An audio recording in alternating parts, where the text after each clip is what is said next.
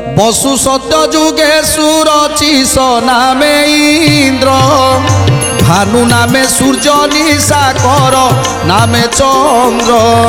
ভানু নামে সূর্য নিশাকর নামে চন্দ্র, ভানু নামে সূর্য নিশাকর নামে চন্দ্র।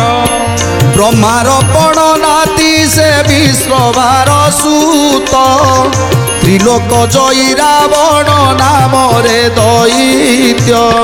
ত্রিলোক জয়ী রাবণ নামরে দৈত্য, ত্রিলোক জয়ী রাবণ নামরে দৈত্য।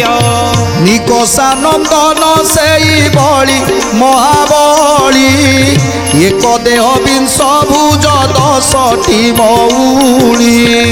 এক দেহ বিংশ ভুজ 10টি মৌଳି, এক দেহ বিংশ ভুজ 10টি মৌଳି।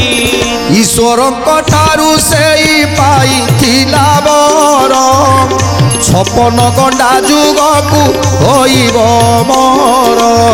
56 ଗଣ୍ଡା ଯୁଗକୁ ହୋଇଲା ଅମର, 56 ଗଣ୍ଡା ଯୁଗକୁ ହୋଇଲା ଅମର। 98 ସହସ୍ର ଭାଜା 13 ନାତି, 40 ସହସ୍ର ପୁତ୍ର ବିପ୍ର ଶୁଦ୍ଧ ଜାତି। 40 ସହସ୍ର ପୁତ୍ର ବିପ୍ର ଶୁଦ୍ଧ ଜାତି, 40 ସହସ୍ର ପୁତ୍ର ବିପ୍ର ଶୁଦ୍ଧ ଜାତି।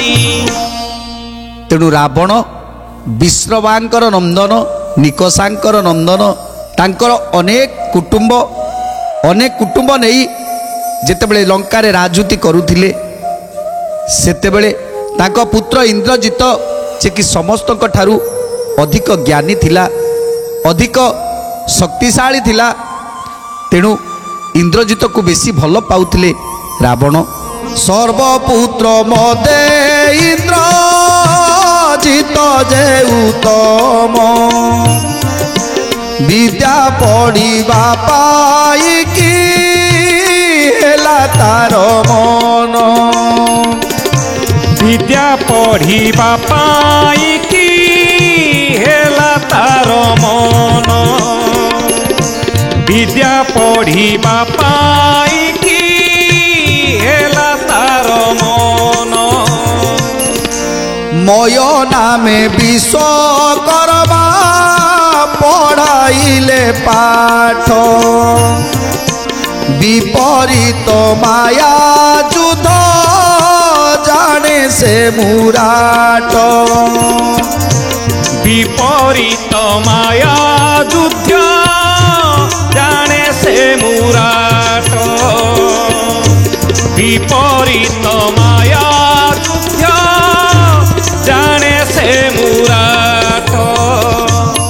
ଇନ୍ଦ୍ରଜିତ ବୀର ଯେତେବେଳେ ଅଧିକ ଭଲ ପାଉଥିଲେ ରାବଣ ତାଙ୍କୁ, ତେଣୁ ଇନ୍ଦ୍ରଜିତ ମନ ପାଠ ପଢ଼ିବା ପାଇଁ, ଅନେକ ବିଦ୍ୟା ଶିକ୍ଷା କରିବା ପାଇଁ ମୟ ନାମକ ବିଶ୍ୱକର୍ମାକୁ ଡାକି ତାଙ୍କୁ ବିଦ୍ୟା ପାଠ ପଢ଼େଇଲେ। ଆଉ ବିଦ୍ୟା ପାଠରେ ନାନା ଅସ୍ତ୍ର ଶସ୍ତ୍ର ଶିକ୍ଷା, ବିପରୀତ ଯୁଦ୍ଧ ଏସବୁର ଶିକ୍ଷା ଗ୍ରହଣ କଲେ ଇନ୍ଦ୍ରଜିତ।